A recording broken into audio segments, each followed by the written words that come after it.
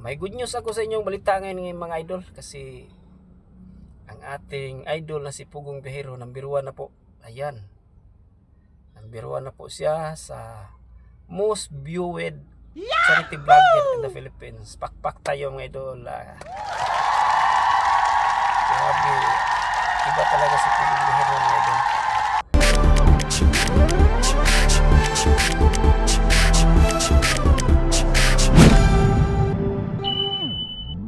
Hello mga Krispaw panatay, kumusta po kayo? Sana nasa mabuting kalagayan po kayo ngayong araw na ito mga idol. Nagbayulit na ba ang lahat dyan? Sa mga OFW dyan, kumusta po kayo? Maraming salamat sa aking mga supporter dyan sa labas ng bansa, mga OFW sa Middle East, sa Europe at saka sa USA. Meron tayong mga kabayan dyan na nakatira ang uban, nagtatrabaho mga idol. Sana mga idol, nasa mabuting kalagayan kayo ngayong araw na ito at God bless po sa lahat na nanonood. Lalo na po sa aking mga supporter dito sa Pilipinas. Ating mga subscriber dito sa Pilipinas, lalo na po dito sa amin sa Cebu. Sa mga Bisaya, maraming salamat. Sa mga Tagalog, maraming salamat. Kahit di ako marunong kasing magtagalog kasi napaka nang dila ko magtagalog, napakatigas ko. Kasi iba magtagalog ang Bisaya mga idol. Kaysa pure na Tagalog kasi ang Bisaya mahalata pag magtagalog tayo kasi nasasapit yung dila natin ba yung matigas ba, di katulad ng mga Tagalog na yan ang bihasa sila kasi yan ang kanilang lingwahe po mga idol, di ba? May good news ako sa inyong balita ngayon mga idol kasi ang ating idol na si Pugong Bihero number 1 na po. Ayan, number 1 na po siya sa most viewed charity vlogger in the Philippines. Pakpak tayo mga idol. Grabe.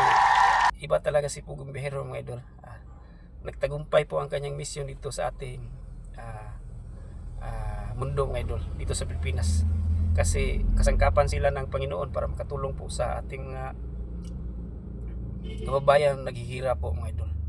At saka napakasaya natin kasi sa noon number 2 lang po si Pugong nakaraang taon. Number 2 siya, tingnan nyo mga idol. Number 2 lang po siya sa top. Number 1 po si Kalingap Rab. Ngayon na number 1 na siya kasi dahil sa Krispaw mga idol. Dahil sa mga OFW. Nagbayulit na tayong lahat ng OFW. Maraming salamat to choosing number 1 vlogger na Philippines. Si Mr. Pugong Bihero. Wow! Thank you so much. Sana po tuloy-tuloy na po ito number 1 na po kasi pag number 1 siya, masaya din tayo mga supporter nila sa PB team at saka sa Krispaw Fanatic. Baka sumayaw-sayaw na tayo sa kahit hindi natin sila kilala sa digital, pero bakit nagsuporta tayo sa kanila kasi natural ang kanilang aksyon, kanilang acting nito ba natural. Ang Krispaw po natural, nandoon lahat. Merong sira-sira, merong kalo-kalo, merong seryoso, merong yun, merong kinikilig. Kahit matanda na kinikilig kasi iba ang acting nila, kasi natural ang acting ni Krishna at saka ni Sir Paul. Si Krishna hindi siya uwing mag-acting napaka kuwila niya panoorin sa bibo masayahin. Yon ang nagbigay ng hatak ng mga viewers na number 1 po ang Pugong Bihero. Ayan number 1.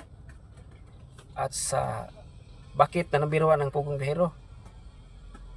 Dahil sa mga OFW. Maraming OFW na nagsuportar sa kanya. Kaway-kaway sa mga OFW. Yes! Number 1 na naman kayo. Number 1 sa puso ng Pugong Bihero. Comment po sa mga OFW na nagsuporta po sa Pugong Bihero. Napakagandang panuri na number 1 na po ang ating paboritong charity vlogger na si Sir Paul po mga idol. Sa tingin ko mga idol na number 1 po siya kasi iba pong tumulong si Sir Paul mga idol. Ang ibang vlogger naman tumutulong sila ng mahusay, tumutulong sila ng bukal sa kanilang kalooban. Pero iba po si Sir Pugong Bihero kasi kung nakikita nyo sa kanya, pag tumutulong siya, napaka buti ng kanyang puso. May ano ba, sa Bisaya pa, murag, tinudanay ba ng, ano ba to sa Tagalog?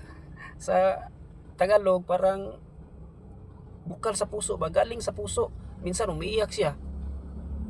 Pag tumutulong siya, umiiyak siya. Tapos, ibang paraan sa pagtulong niya. Merong kung ano, halimbawa yung tinutulungan niya napakahirap, mahirap ang tinutulungan niya, pinapasaya niya kasi joker si Sir Paul. Imbis na umiiyak ang kaniyang tinutulungan, natawa na kasi iba po siya iba ang paraan niya sa pagtutulong, lalo't na marami siyang mga sidekick. Si Madam Yula, napaka malingaw ta, matawa ta sa kanya. Lalo't na si Rap ba yun, no? Yung magaling magbakla-bakla. Bakla. At saka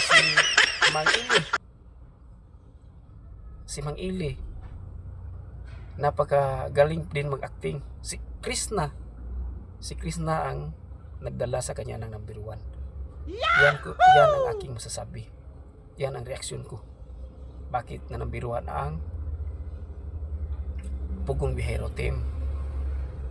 At saka ang kanilang mga tinutulungan, mga idol, pag dapat tulungan, babalikan nila. Kahit kang ninita noon, nakikita nyo kang ninita noon, napaka inaano ng mabuti ni Sir Paul na kinukonvince ba na hindi po mag-stop ng pag-aaral, hindi po dugay siya ang nagsurrender ba, hindi po siya nagsusurrender, na convince pong bata na patuloy sa pag-aaral para matapos yung pag-aaral. Kaso nagdesisyon na po si Ninita na ayaw na, di wala na pong magawa si Sir Paul. Ganon po magtulong si Sir Paul, hindi po niya tinatantanan kung dapat tulungan talaga hanggang matapos ang pag-aaral. Katulad ni Russell, di ba? Si Russell, ano ngayon, ano pa si Russell noon tinutulungan ni Sir Paul, maliit pa. Tapos ngayon, 18 years old na yata si Russell. Nandoon sa Manila, tinutulungan niya ng mabuti hanggat makatapos sa pag-aaral. Yun ang Pugong Bihero, my idol. Yun ang nag-number 1 sa kanya. Kasi marami silang scholar tapos tinutulungan lang hanggat matapos ang pag-aaral.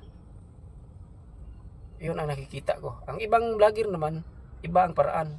Iba-iba kasing paraan ng ibang charity vlogger. Si Sir Paul may sariling paraan na naghatak ng mga viewers, naghatak ng mga sponsors, naghatak ng mga subscriber para umangat siya. Ang kaniyang channel umangat at kayo na number 1 na po.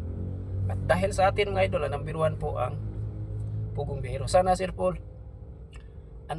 regaluhan mo rin kami. Kahit pang snacks lang sa Jollibee. At sa mga viewers ko dyan, maraming salamat. Pasensya na po kayo kay medyo hindi po maganda ang kuha ng aking kamera kasi pangit po ang kamera ko pangit po. Pagtiyagaan ko na lang kasi nagsimula pa po ako sa vlogging, tapos nagtrabaho ako, sideline ko lang po itong pag-vlog. Baka sakali na matulungan nyo, kayo na po ang bahala dyan. Pwede mag-subscribe kayo at pwede po hindi, basta nasa inyo ang desisyon. Maraming salamat po mga idol. Sana po God bless po sa lahat ng mga. Sana patuloy nyo akong suportahan. God bless.